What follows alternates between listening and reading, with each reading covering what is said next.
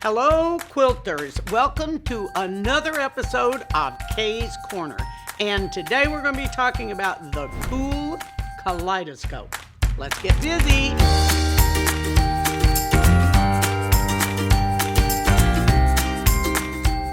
Now, I tell you folks that a set ruler is my favorite. Actually, there's only 21, and I suppose I have 21 favorites, but today I want to share with you why I love the kaleidoscope so much. And it'll give me an opportunity to tell you that you've heard me mention one of the things I love so much about this brand, Good Measure, and the company brewer that owns the brand, is that a percentage of the profits goes to breast cancer research. Now, I doubt there's a person watching this that doesn't know someone or know someone that has been touched by breast cancer. And this, while we know there's a jillion kaleidoscope rulers out there, folks, there's only one out there that pays it forward. And that's this brand that puts a percentage of the profits from what you buy into breast cancer research. So you've got more than one spoon, you can have more than one kaleidoscope. So you might want to put this on your I need that Good Measure ruler with a KAYE'S kaleidoscope in my collection. Let me show you why I like it so much. Now, the kaleidoscope ruler has more than one job. It cuts what we call the true 45-degree triangle, actually, and that makes up a variety of blocks. And we may make this a two-session, there's so much to cover, but let me show you how I would cut the traditional kaleidoscope cut.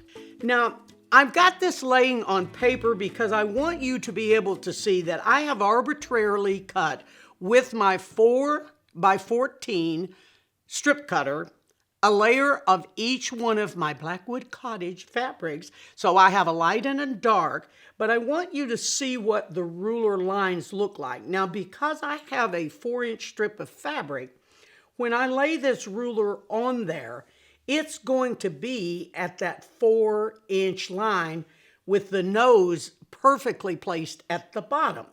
Now, if I were to have cut my strip 3, I'd be right there, 3 1/4, 3 1/2, 3 3/4, so on and so on and so on.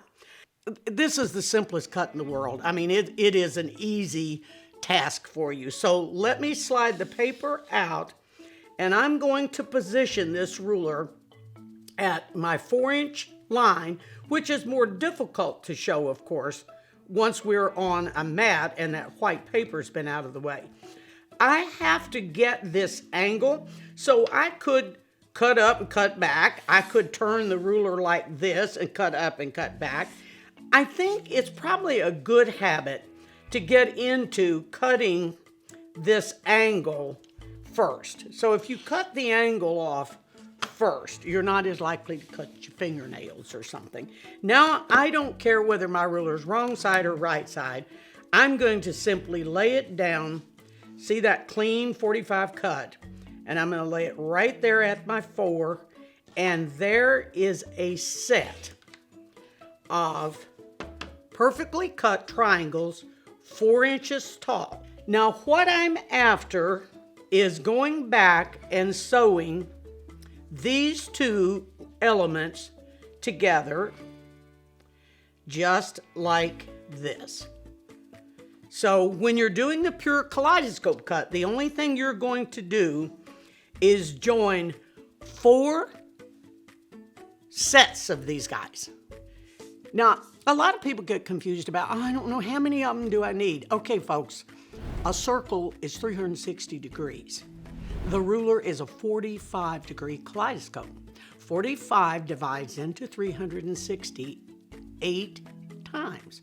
So I'm going to need a total of 1, 2, 3, 4, 5, 6, 7, 8.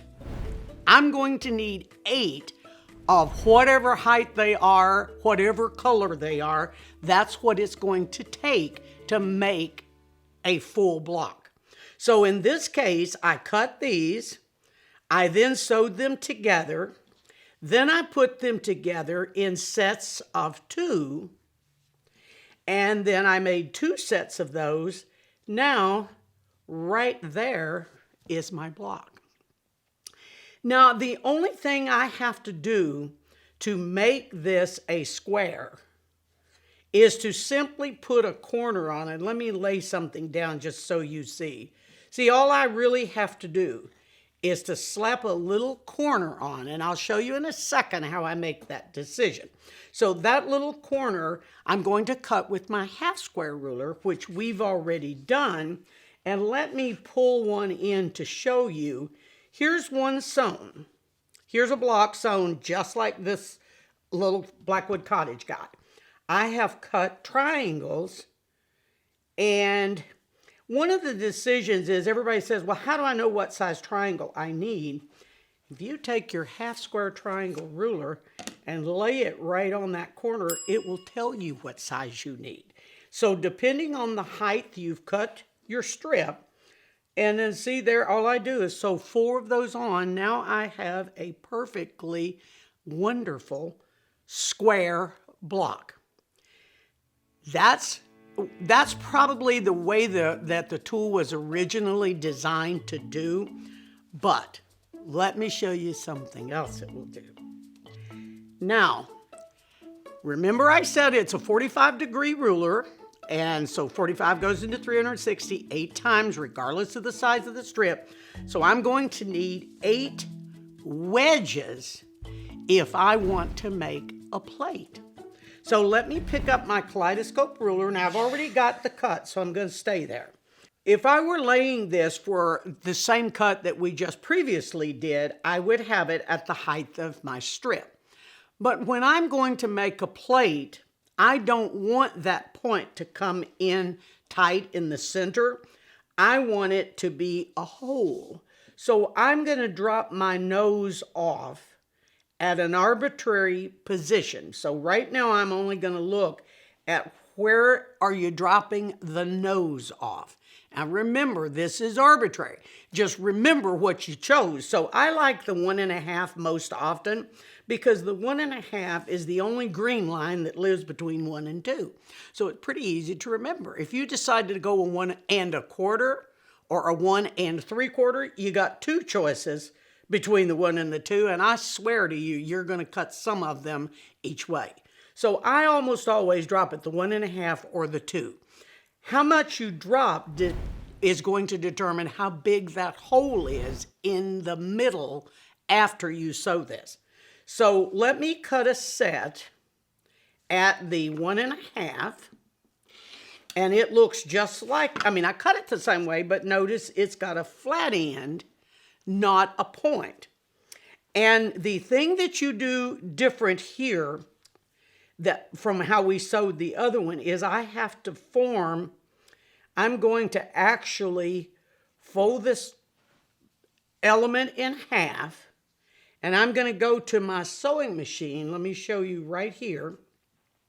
And I'm going to sew straight across the widest end. So you have the inside and the outside. You want that 1/4 inch on the outside.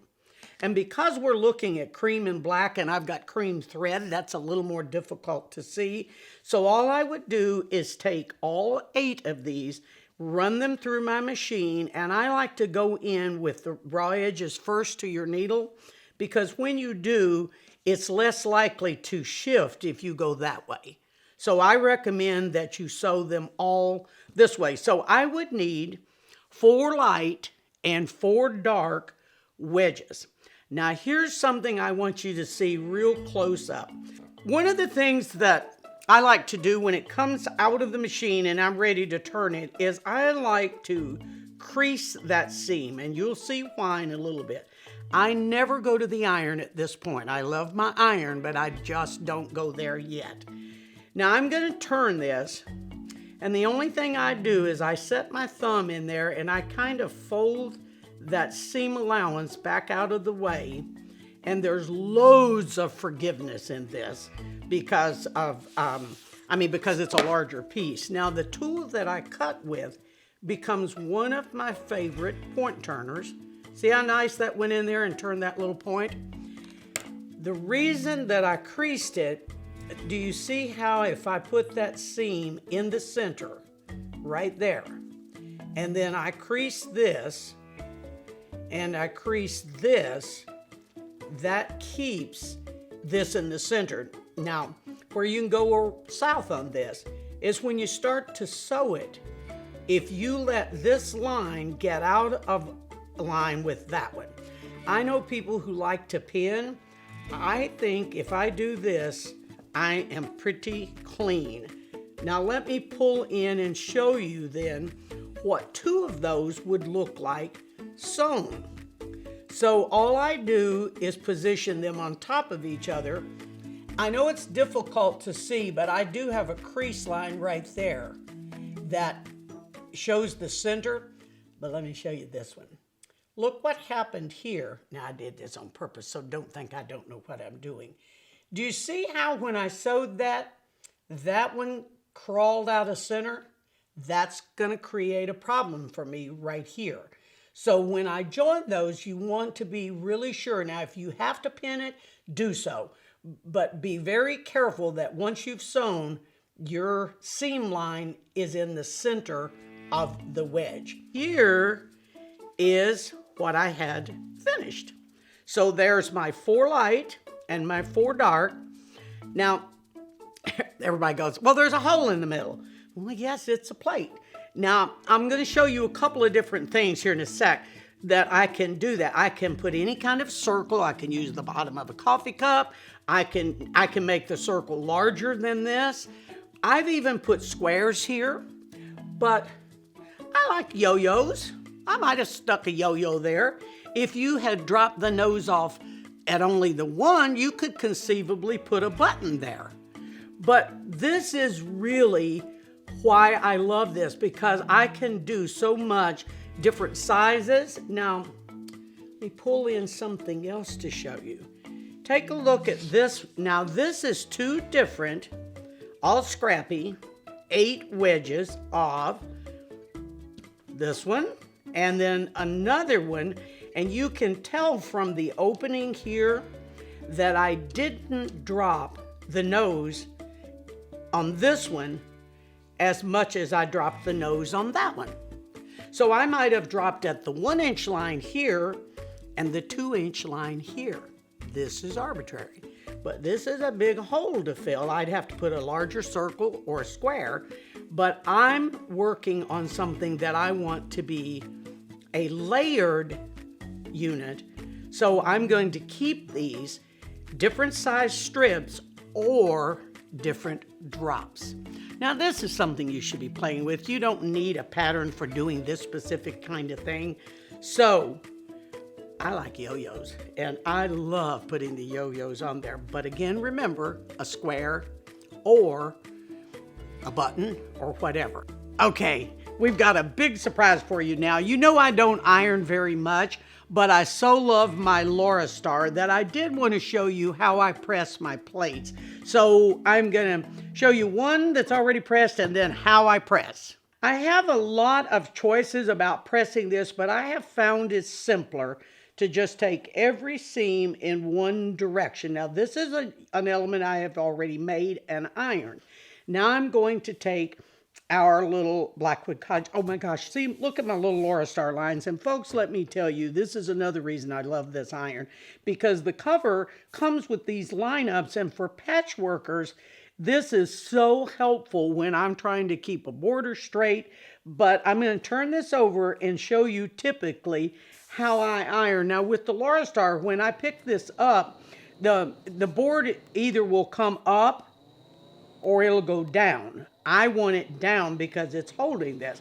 I'm just going to kind of hit each one of my little points kind of like this, and I do this pretty quick. And if I need to go back and fix anything, then I will. So now I've done that. Now I'm going to send them. I'm just going to choose a direction. So I'm going to just kind of easy do a little ironing this way, and I'm not pulling a lot of steam right now. I'm just kind of trying to get it positioned. So now I've got it pretty comfortable with, so I gave it a little bit of steam. Now I'm going to turn it over, and here is the press that matters to me. I'm kind of keeping it. Now you know that I'm going to have a kind of a square going across here. So if I wanted to, look how easy it is for me to position this, line this up. Boy, it just so happens, look, the way I cut this, I didn't plan it to be this. And now I can really give that little fellow a perfect ironing.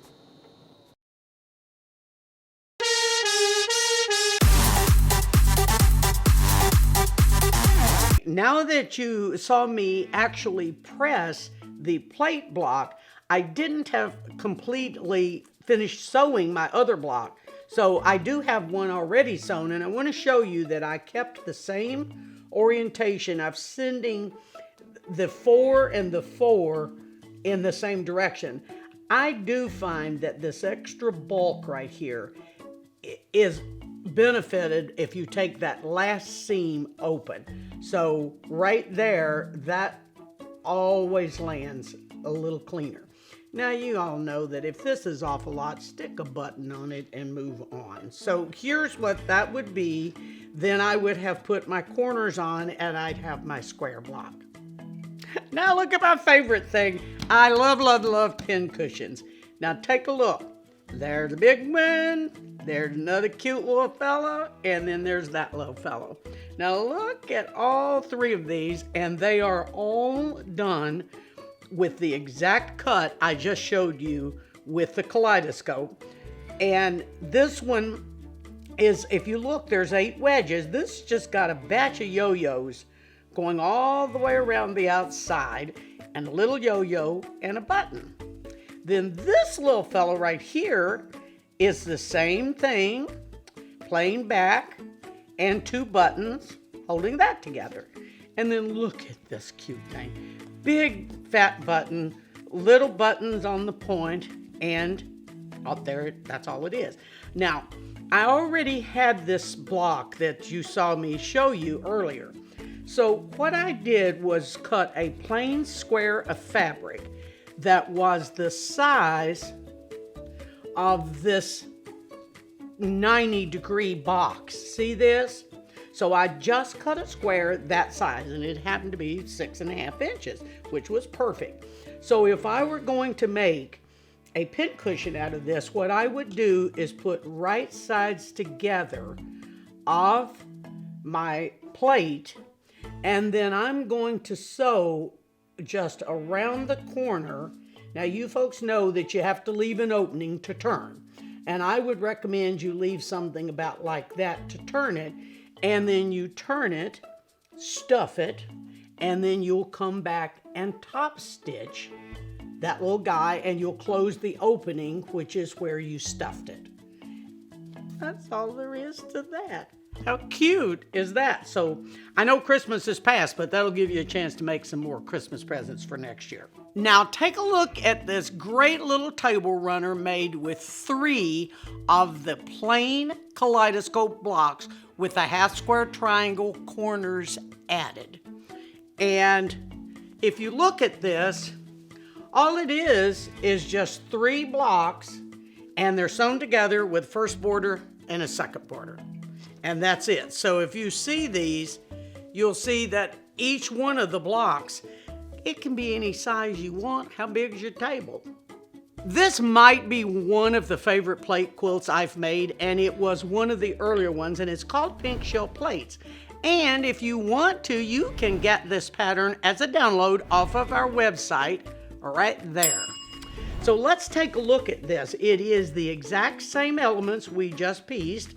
It is all of 8 blades and the circles, and these are even fused down, so you don't even have to worry about the raw edges. And again, we have a circle template tool, but you can use the bottom of a coffee cup or whatever. So what makes this so different is the secondary designs you get by how you're applying this.